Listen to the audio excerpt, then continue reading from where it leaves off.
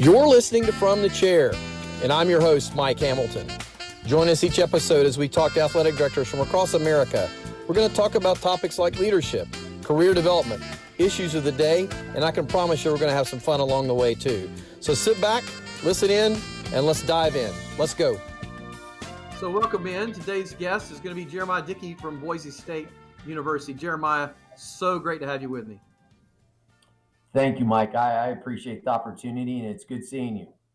Same here. Look, I know you've had a ton going on, so I'm going to be respectful of your time, but I do have a number of things I want to talk about, and realignment's a hot topic, and we're going to come back to that. I want to go backwards first, if I could, and I think about when you actually took this job in January.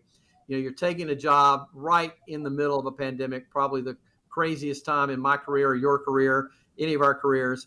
And then on top of that, you were thrown into a football coaching search at the same exact time. So I want to talk about both those things. We can talk about them collectively or separately, but I'm interested in just sort of the notion of diving in. You're coming to a new place. You are trying to learn what alignment looks like, what brand looks like, feels like, and at the same time, you've got to make probably for what most people would consider the most important part of an athletic director's job in many ways, and that's hiring, at least as it relates to external constituent groups, hiring a coach, right? So take us back to that a little bit. Talk about hitting the ground running and how you chose to dive into that coaching hire right out of the gate. No, I appreciate the question, and it was a very interesting process, starting when I was going through the interview process through Zoom and committing to this institution sight unseen, and prior to even signing my contract, I was already hitting the ground running as it pertained to hiring a football coach, and I can't say enough about my path to the chair and the people that have poured into me, such as Mac Rhodes and Hunter Yurachek, and so understanding the hiring process and having gone through that before. It really gave me a leg up that as soon as I did my press conference, I had my first head football coach interview that afternoon. And so I felt prepared for that. I knew enough to be dangerous about Boise State and had been following for a number of years. And I was fortunate to have some great people around me on my team here that provided some information that really allowed me to speak to who we are, and ultimately I had a vision of where we were going. And so I was obviously not the most ideal situation, but you play the hand you're dealt, and I felt prepared for that. Did help me remember, I know the process had already begun. Was the university using a search firm to sort of help collect an initial group, or were they doing it independent of a search firm? You alluded to, obviously, the fact that you had an interview that afternoon. So obviously some groundwork was being laid in the process. What was that like? Yeah, we were. I was dealing with Todd Turner, Okay. and which was great, with his experience, and so going through that athletic director process, once I had committed, we quickly turned the page to the football search, and they had it did some groundwork to best prepare whoever ended up being the athletic director, and then obviously I had a few candidates that I was interested in, as I was also doing my research and wanted to make sure I was prepared. I knew we were going to have to move quickly, and so when I hit the ground in Boise that Sunday, I had my interview, or I had my press conference Monday. And we already had that first interview scheduled. So it was as chaotic as it may seem. It was a very smooth process, and I can't thank Todd and Drew and their team enough in helping prepare me for that first interview. There's always the thought process. People like to talk about having a list of candidates in your back pocket, should you ever end up in these situations. And, a lot of times when you're talking about that, you're speaking from perspective of you're already sitting in the chair somewhere and you know what institutional fit looks like and who might be the appropriate fit. And I guess in your situation, you probably, you aspired to be an athletic director and were, you were definitely beginning to be in the mix that, being talked about at different places. And I'm sure you probably had interviews that people may or may not even know about. But you're obviously looking at the field, at the coaching candidates that are out there as you're growing into your work, and then you transition and you're here, right? So, would you Right. say that some of that you alluded to the fact that you had been thinking about candidates, doing research on candidates? Um, was that informative to the process as well? I mean, I know at the end of the day, you got the right guy, right? But I'm just curious if you brought that with you into the chair. I did. I was fortunate that the year before at Baylor, we had gone through a head coaching search, and so it was always on my mind as the sport program administrator for football for the last 7 or 8 years, and having gone through some of these searches at the University of Houston and obviously Baylor. I felt prepared, and we always had a running list, and I knew who we were as Broncos here, and what our brand was, and our pipeline of coaches is strong. But being a national brand, I wanted to bring something different to the table, and ultimately Andy was a no brainer in terms of a candidate. But we wanted to do a national search because that's who we are, and I wanted to make sure that I hired someone that wasn't just a Bronco and part of the family tree that we have here, but would best represent us, and in this case, it just so happened that it ended up being someone from that tree. And so, being prepared for those moments, that's as I was doing my daily duties at Baylor, that was something that was always in the back of my mind, that if and when the time came and there was an opportunity for me, that I would be able to hit the ground running.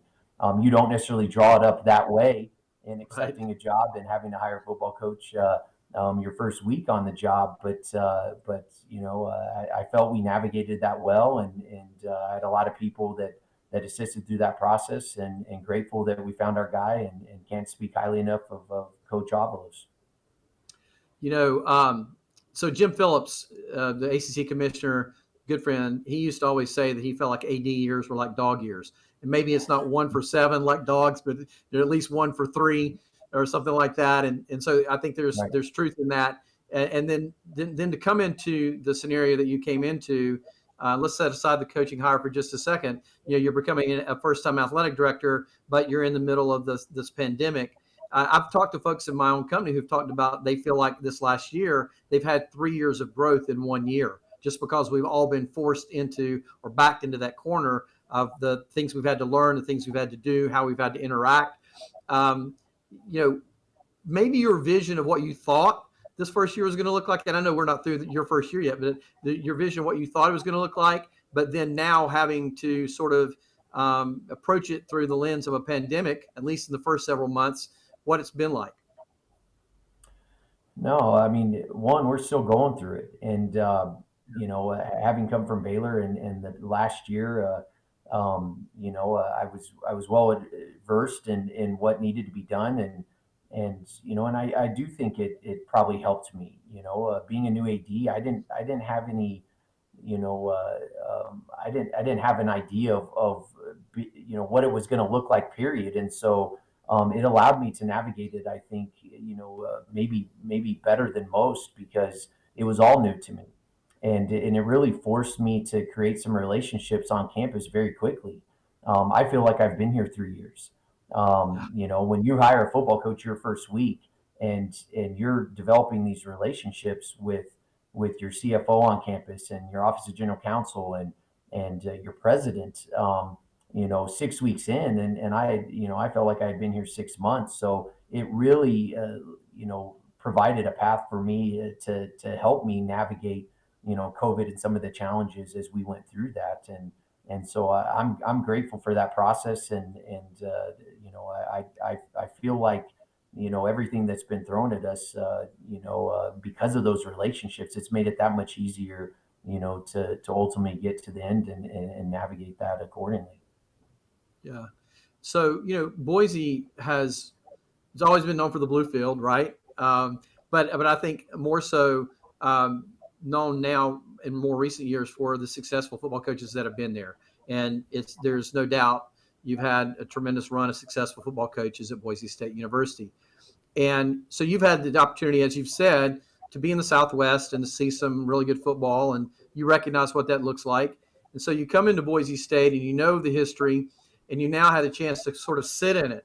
You folks told you what it might look like. Your staff told you what it might look like as it related to the hire. But now you've had the chance to sit in it. You've had the chance to launch into a fall football season.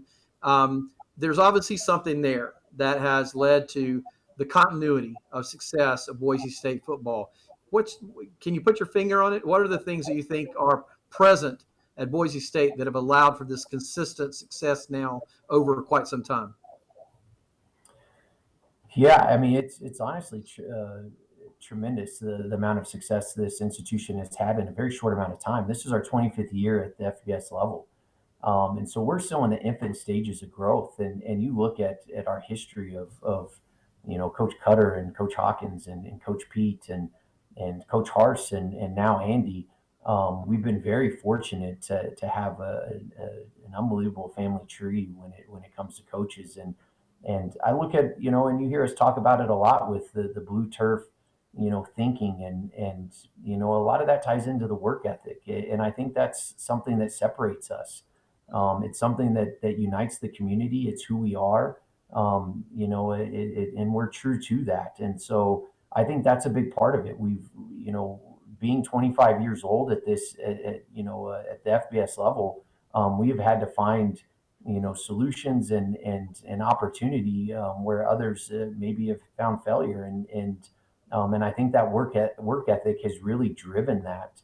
No matter what's been thrown at us, we find a way forward, and I'm really grateful for that because that's who I am. And so you talk a lot about fit as an athletic director, and that's one of the most important things when looking at jobs. And this place very much is who I am, and I'm grateful for that. Do you think? This is truly not a leading question, by the way. I hope it's not. The One of the things that I've found interesting is places that begin to develop tradition. Not necessarily going out and hiring someone who's new to the school or doesn't have familiarity with the school, but sort of staying in, if you would, the family at some level, right? So there's some interconnectivity at Boise State among these football coach hires. Um, is it a fair statement to say that you think that's been part of the success as well? I think so. I think that's fair to say. I mean, there is a level of consistency and what I'm trying to take here is the new athletic director is to take that into the other 17 sport programs, 18 overall that we sponsor. We're not just football and everyone else. We're strong across the board, and to really have that level of consistency in that football space. It's established our brand, but we've barely scratched the surface on what that ultimately could become. So let's track on that for just a second. I was thinking about the fact that you obviously worked with Kelvin for a while at Houston, and then with Scott at Baylor, two highly successful coaches. Both were at the pinnacle of their game in many ways this past spring, and the nation saw that. Being around them in the way that you were around them, and I know that you had close relationships there. What did you learn from them as leaders, as basketball coaches first, and then let's pivot off of that to what application do you see from what you've learned or observed from those two particular coaches that you can help your coach, your program in basketball at Boise State achieve the next level, so to speak. Yeah, first, seeing both of them play in the Final Four, it still gives me chills. That was a proud moment as someone who played but a small part in their success, and really proud of how far both those programs have come and how successful.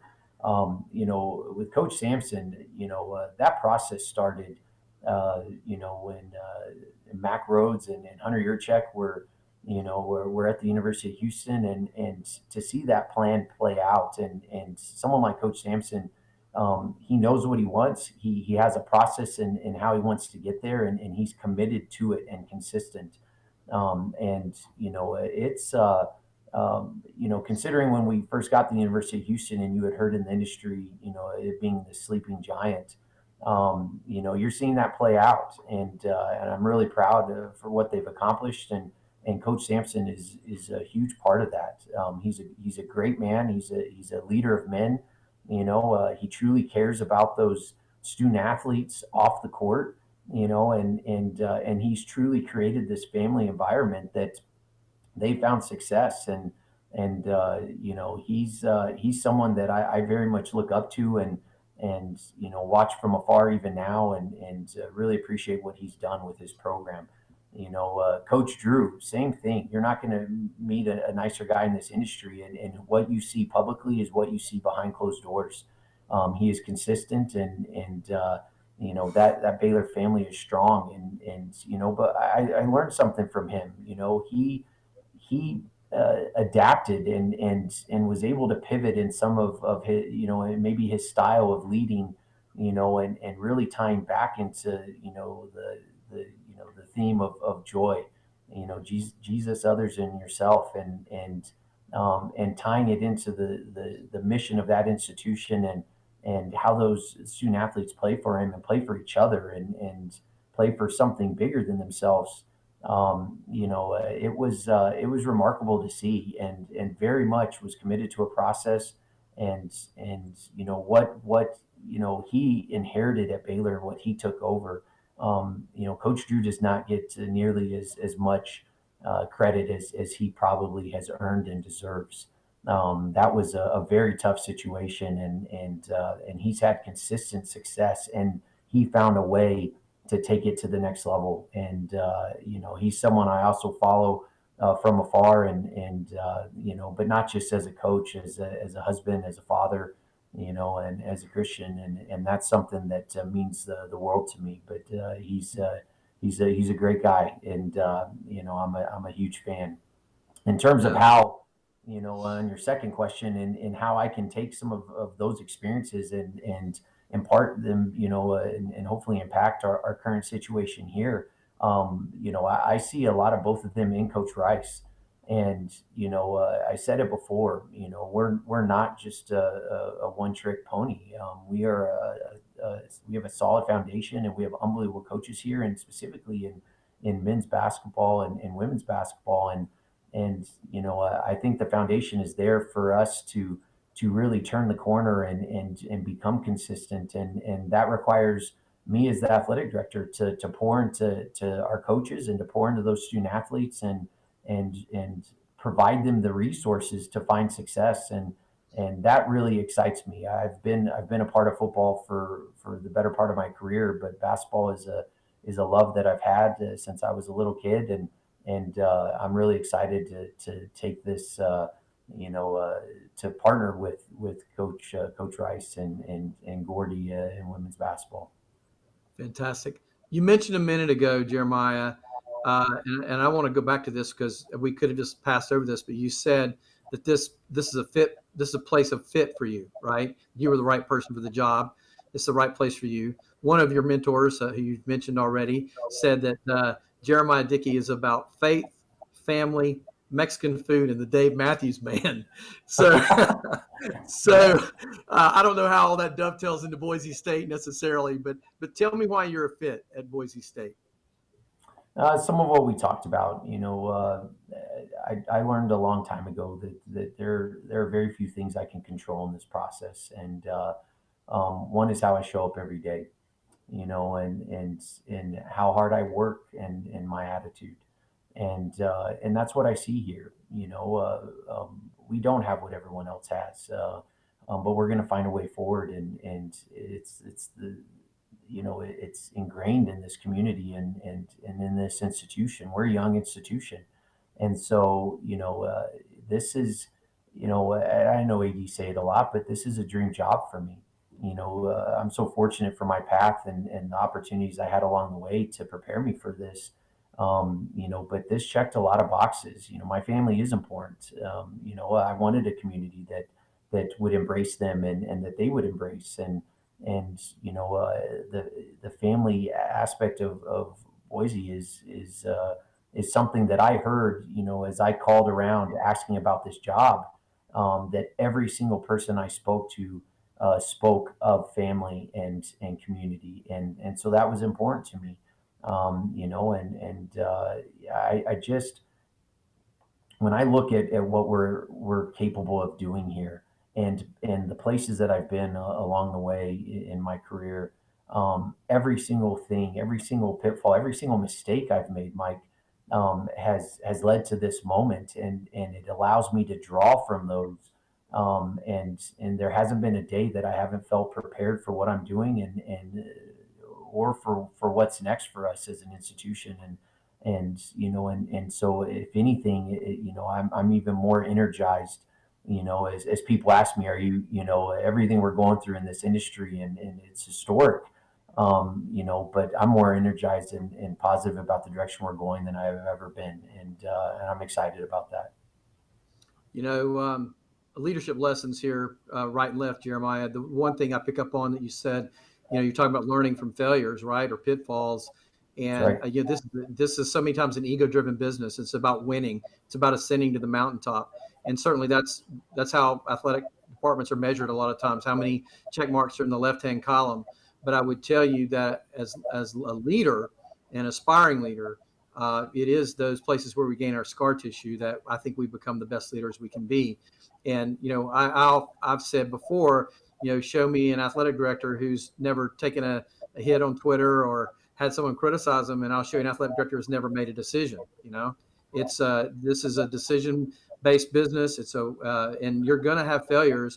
And Coach Dickey, who was one of my mentors, used to always say in college athletics, it's where the highs are higher and the lows are lower. And how you're going to be most able to succeed is to find a comfortable space somewhere in the middle of all that. And so I think that's a little bit of what you're saying, if I understand correctly. Absolutely.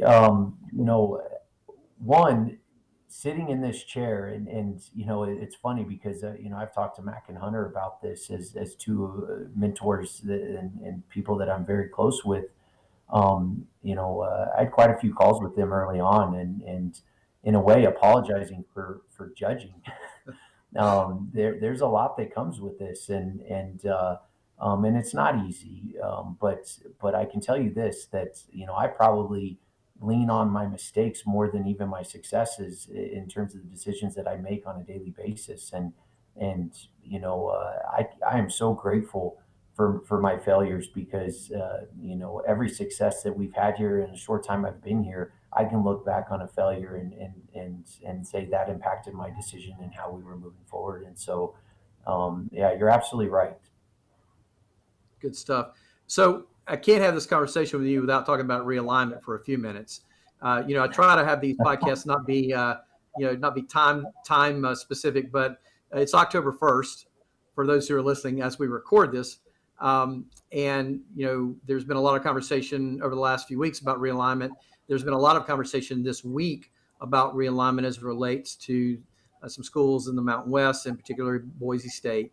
And I know you had a statement earlier today, or maybe yesterday, I'm not sure, but talking about just sort of where you guys are related to the Mountain West and the league and realignment. And I don't want to provide that narrative. I'm going to let you provide that narrative here.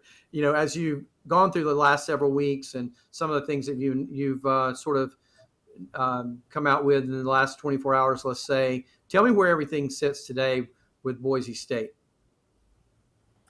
So yes, a statement came out today, and it's something that this realignment conversation has started back when you heard rumors of Texas and Oklahoma, and it hasn't stopped.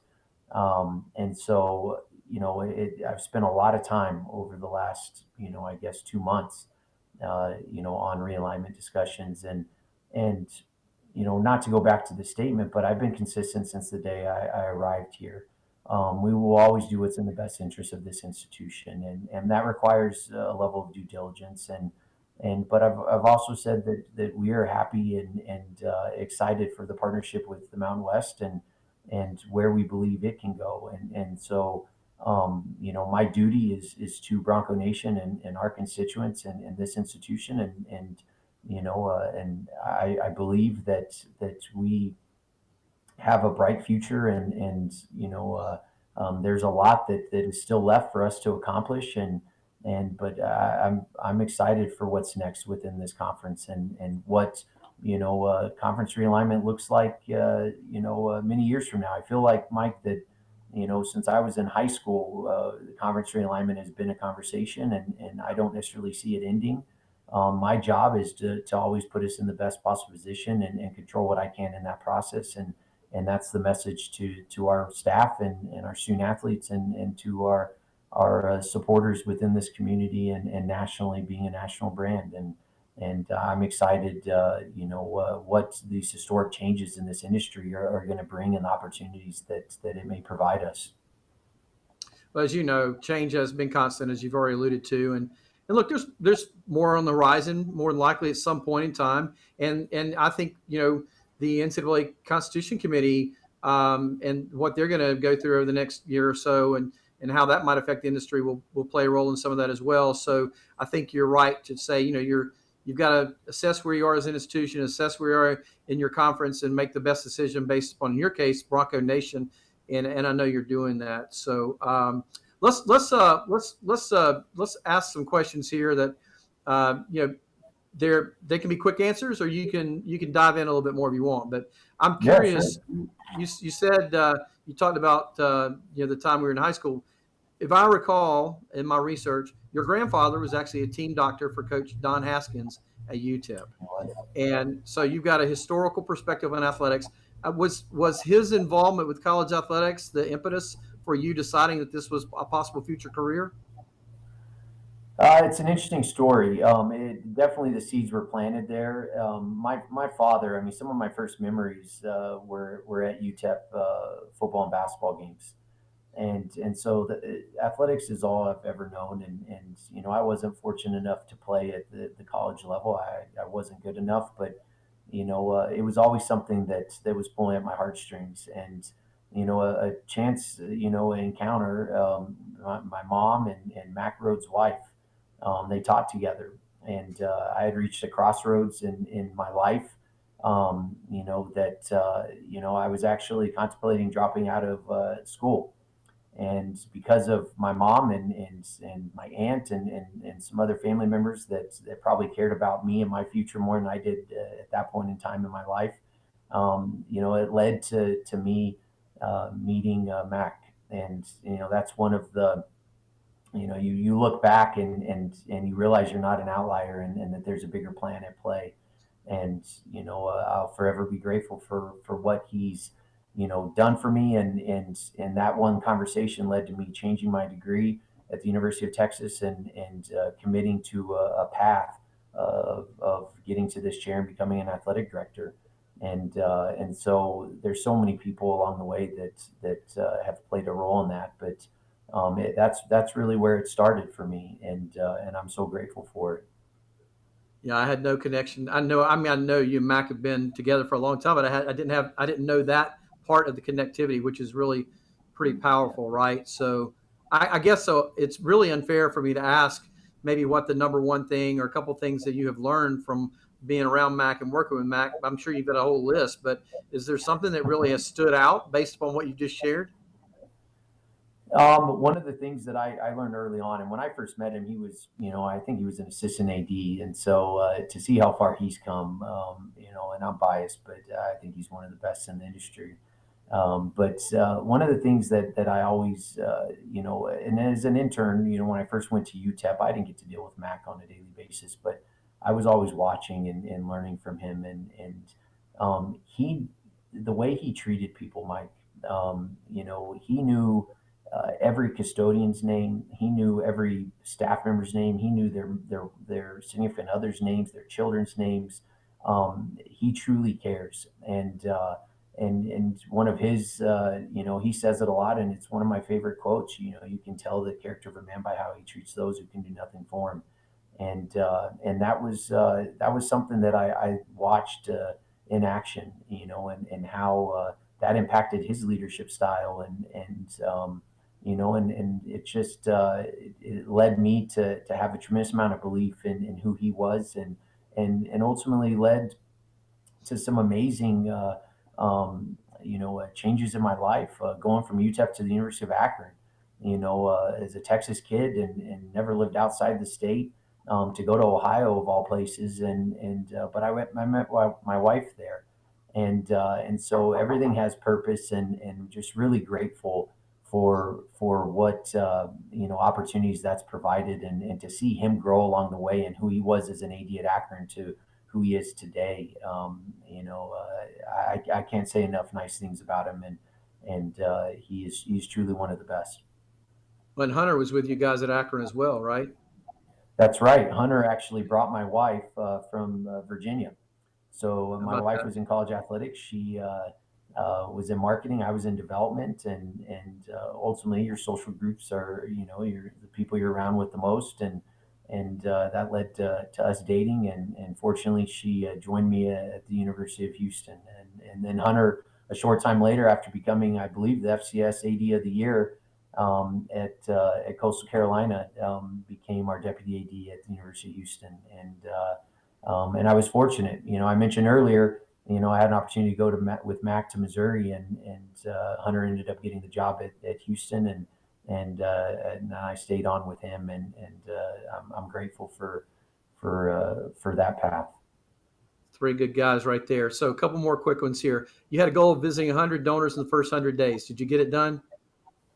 I did not. Unfortunately, I did not. Oh, Now, if you account for some of the Zoom calls, and I was able to at least talk to 100, but I'm probably 75 in. Excuse me, 75 in. I don't know, Mike, and maybe it was you, whoever came up with the 100-day plan. I feel like yeah. it needs to be a 300-day plan, Yeah. because Yeah. I did the best I could, but I don't know how people do it. I was able to meet with staff. I met with every staff member, within that first semester, and even that I was a little bit behind. But it's so important, those initial conversations, and just to get to know your people, but I'm still grinding away and working towards that. Well, hey, with between the coaching search and the pandemic, we're going to give you credit for the Zoom calls too. How about that? We'll Yeah, do that. Um, thank you. I appreciate it. yeah. So look, I know family is really important to you. What does a good day off with your family look like? You know, I have a 3-year-old, a 5-year-old, and a 7-year-old, and they're everything to me. And my wife does just a tremendous job of holding down the home, and it really allows me to, probably sometimes be more for my staff here than I am for them, and so I'm grateful for her, and so when I'm able to disconnect, and just spend time with them. We all of them are in doing their various games and dances, and other things, and but a perfect day is really turning the cell phone off, and throwing the ball with them, and especially here in Boise, there's so much to do outside. We spend a lot of time hiking and swimming, and just trying to enjoy the outdoors. And it's pretty simple, but with what comes with sitting in this chair, and hopefully they know how much it means to me, and one day will. But that ability just to disconnect, they provide such perspective, of life in general. And my worst day, I can walk in that door, and they don't care about me, or what I put out on social, or the decisions I'm making. They care about me as their father, and that means the world to me. It's awesome. Well, so it was actually Hunter Yurchek that referenced your faith and your family and Mexican food and the Dave Oh Matthews yeah, Band. You probably would have figured that out eventually, right? But so let's end Hunter's on a this. Dave Matthews fan, by the way. So that was Yeah, something that connected us. I've seen Dave with Hunter, so that's awesome. So let's end on this. So if that is, I always got to talk about food, right? So what's your all-time favorite Mexican restaurant? It can be in Texas, it can be in Boise, it can be somewhere else. Like give us a recommendation.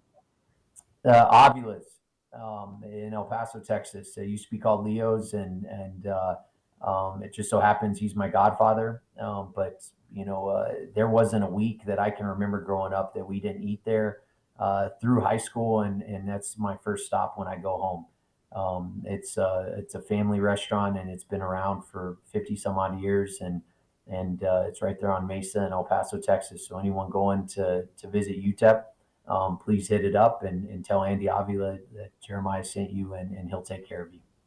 That's awesome. So, we're not only serving up leadership counsel here, things going on in the industry, we're going to give restaurant recommendations too. So, hey, right. Look, it's been great. Our time has flown by. I really appreciate you spending some time with us today, and your friendship as we've developed that over the last several years. And so, thanks for your time, Jeremiah. Thank you, Mike. I can't thank you enough for having me, and good luck finishing out this semester. All right. You've been listening to Jeramiah Dickey, the athletic director from Boise State University. This has been From the Chair with Mike Hamilton. I hope you'll subscribe to From the Chair on YouTube or wherever you listen to podcasts. Thanks and have a great day. We'll see you next time.